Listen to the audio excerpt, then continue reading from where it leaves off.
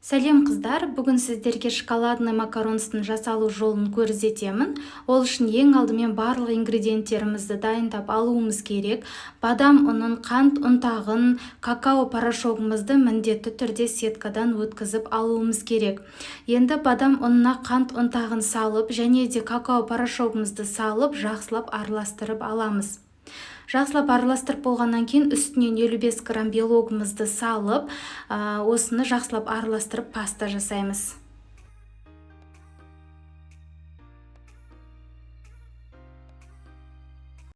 Пастамыз дайын болды. Енді бұны бір шетке алып қойып, итальянский меренгамызды жасаймыз. Ол үшін миксердің ыдысына белогымызды салып, одан кейін үстінен 1 чайный ложка альбуминді салып миксерлейміз.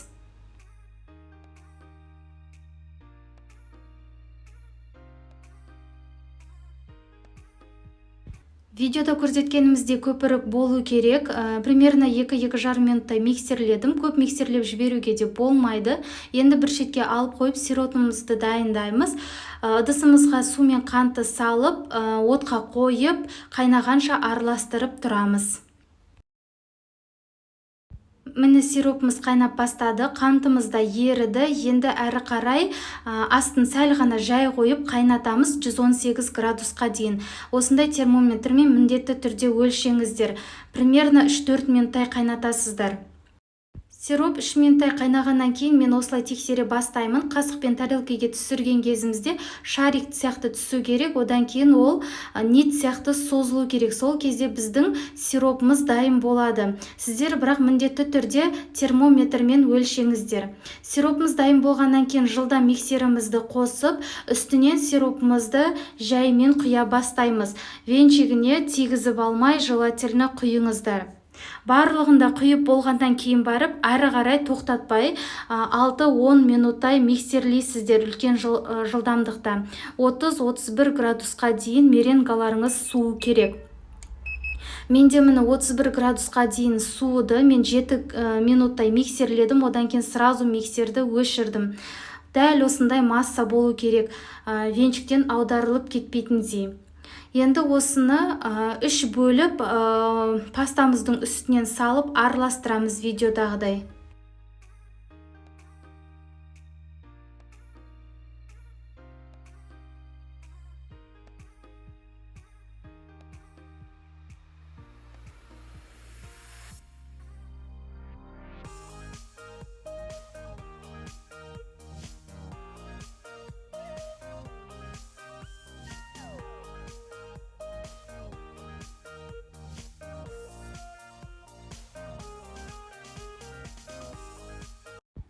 Мына ыдысымыздағы жан-жағына сиропқа қатып қалған меренгаларды алмайсыздар, оны қолдануға болмайды. Дәл осындай лента сияқты ағу керек пастамыз. Өте жай ағу керек. Егер де жылдам ағып жатса, сіздер уже көп араластырып қойған боласыздар. Көп араластырып қоюға болмайды. Сізде макаронстардың крышкалары томпайып әдемі шықпай қояды. Енді макаронстың шариктерін дәл осылай құйып шығамыз.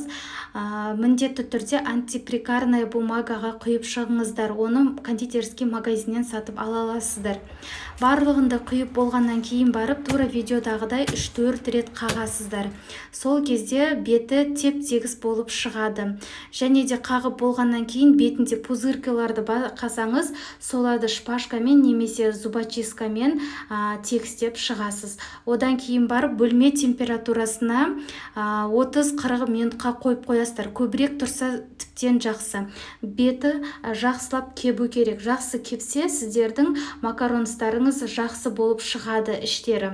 Одан кейін барып, беті кепкеннен кейін барып, духовкамызды 10 минуттай қыздырып алып, одан кейін барып духовкаға макаронстарымызды саламыз. 140 градуста 19-20 минуттай пісіресіздер, вверх-вниз деген режимде. Енді өздеріңіздің негізінде духовкаларыңызға қарайсыздар. Асты егерде алынбай жатса, сәл ұзақтау ұстайсыздар, тағы 1-2 минутқа. Макаронстарымызды шығарғаннан кейін бөлме температурасында суытып қоясыздар. Толық суығаннан кейін барып қана ковригінен ажыратасыздар. Дұрыс піскен макаронстың іші осындай болып шығады. Пустота вообще болмау керек. Енді шоколадный кремімізді дайындаймыз. Шоколадтың үстінен сары майды салып және де ыстық сливкиді құйып толық ерітіп аламыз. Егер де толық ерімей қалса, микроволновкада ерітіп алсаңыздар да болады. Одан кейін бетін пленкамен жауып, бір түнге холодильникке салып қоямыз. Холодильниктен алғаннан кейін барып, креміміз дәл осындай болады. Сәл қаттылау болып тұрса, миксерде бір 10-15 секунд қана миксерлеп жібересіздер. Бір келкі болғанға шейін көп миксерлеп жібермеңіздер. Дәл осындай масса болу керек. Одан кейін оны кондитерский мешогымызға құйып, макаронстардың үстіне құйып шығамыз.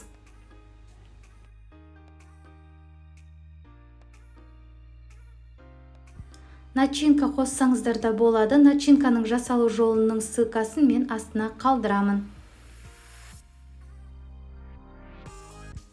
Кремдерін құйып, крышкаларын жауып болғаннан кейін енді холодильникке 6-7 сағатқа салып қоямыз. Кремдері макаронстарға сіңу керек. Сол кезде өте дәмді болып шығады. Дәл осы рецептпен міндетті түрде жасап көріңіздер.